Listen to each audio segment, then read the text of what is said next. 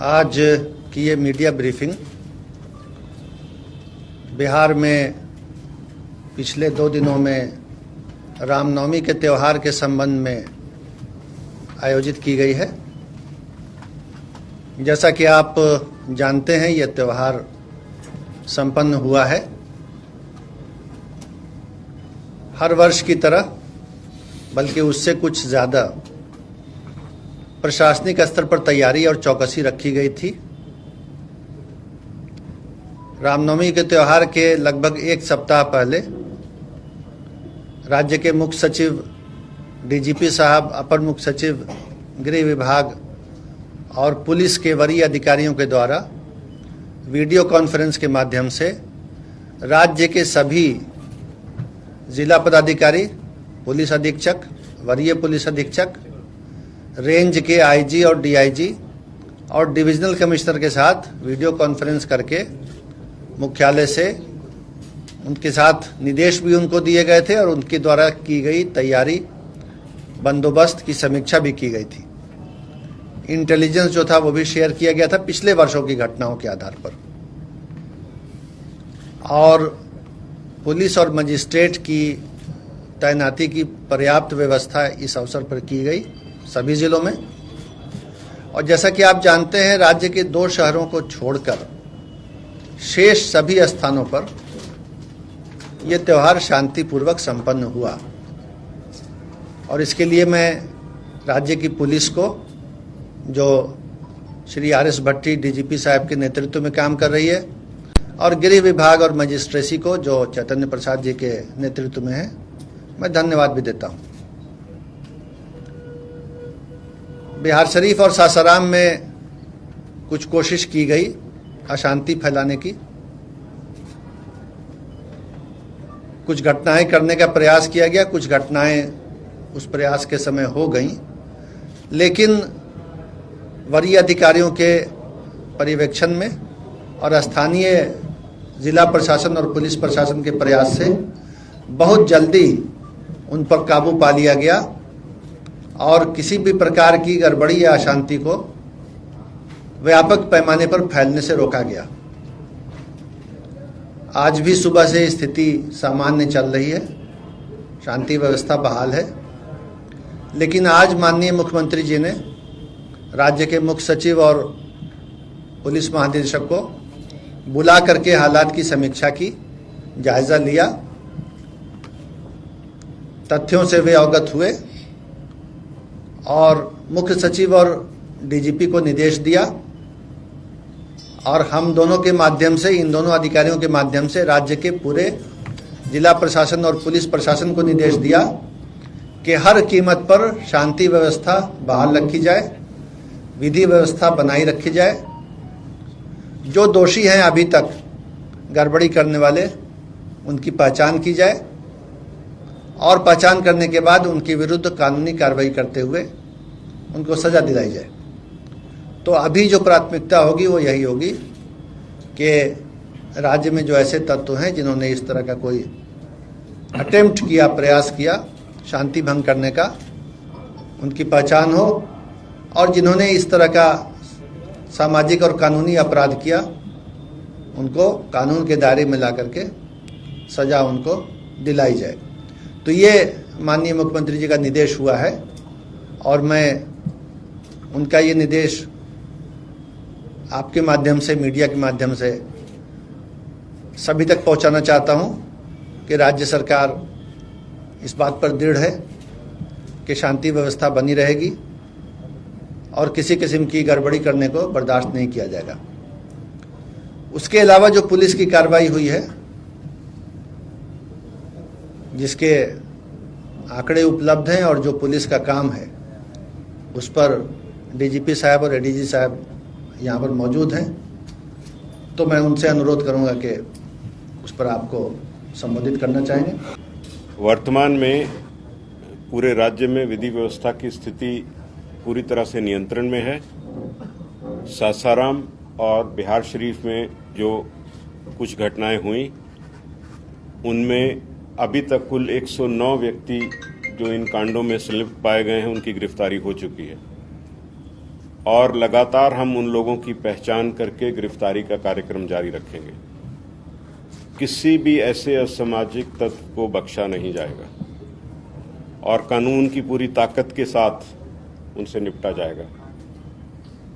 ये निश्चित तौर पे एक प्रयास था राज्य की अमन शांति को भंग करने का, जिसको पुलिस प्रशासन ने, जिला प्रशासन ने मिलकर के इसको विफल किया है और हम पूरी तरह कॉन्फिडेंट हैं कि आगे कोई ऐसी घटना को हम नहीं होने देंगे जिससे कि आम सामान्य शांति व्यवस्था पे कोई प्रतिकूल प्रभाव पड़े।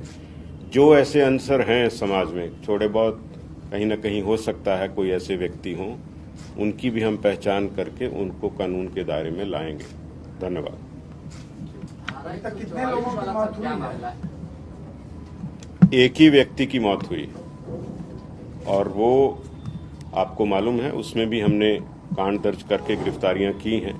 और बाकी कुछ नई बात इसमें ये है कि जो सासाराम में कुछ लोग बम से जख्मी थे, कल रात में ही हमने यहां से एफएसएल की टीम और डॉग स्क्वाड को भेज करके सुबह 5 बजे हमारी एफएसएल की टीम पहुंच गई थी और उसने जांच करके जो वहां पे अंश मिला था एक्सप्लोसिव सब्सटेंस का, उससे हमने ये साबित कर लिया कि वो किसी तरह का किसी के ऊपर हमला नहीं था। वो व्यक्ति स्वयं ही या तो बम बना रहे थे या उसको हैंडल कर रहे थे।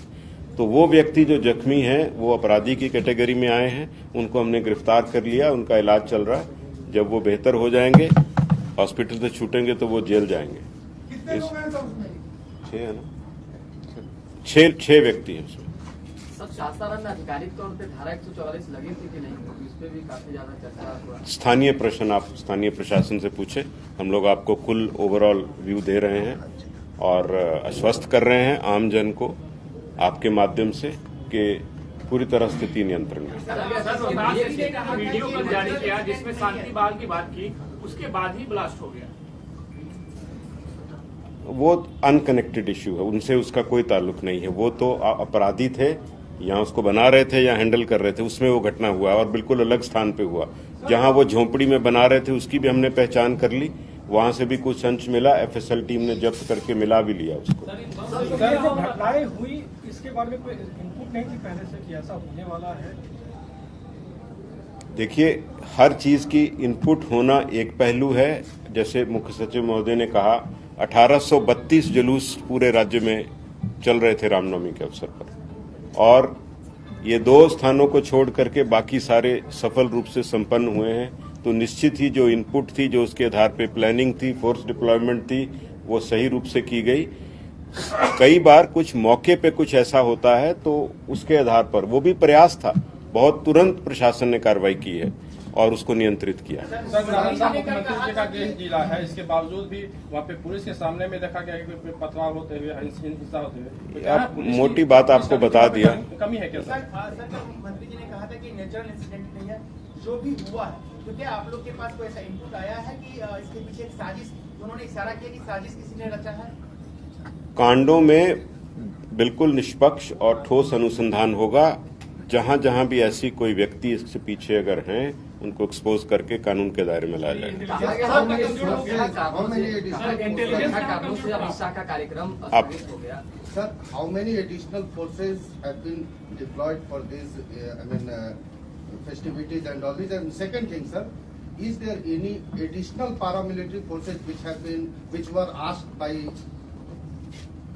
सो रामनवमी के अवसर पर हर वर्ष कुछ अतिरिक्त बल, केंद्रीय बल मांग किए जाते हैं।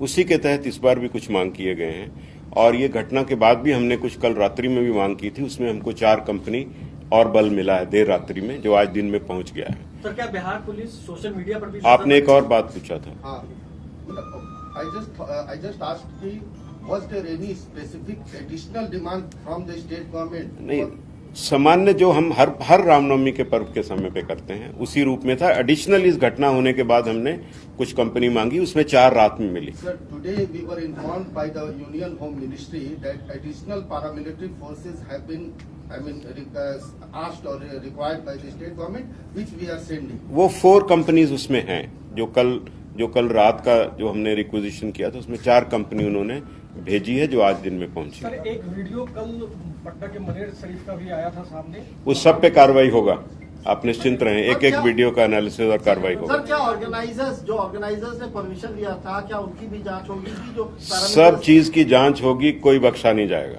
आप देखते जाइए।